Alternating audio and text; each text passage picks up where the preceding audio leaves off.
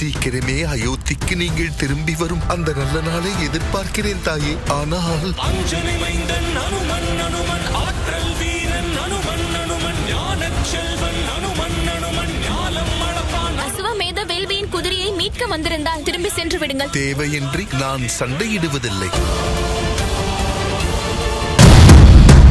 இதை யார் கொண்டு வந்தது?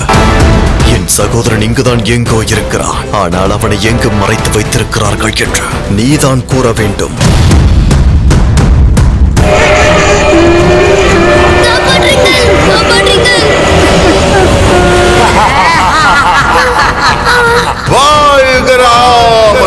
அனுமன் இங்கு இருக்கையிலே அச்சம் என்பது இல்லையடா.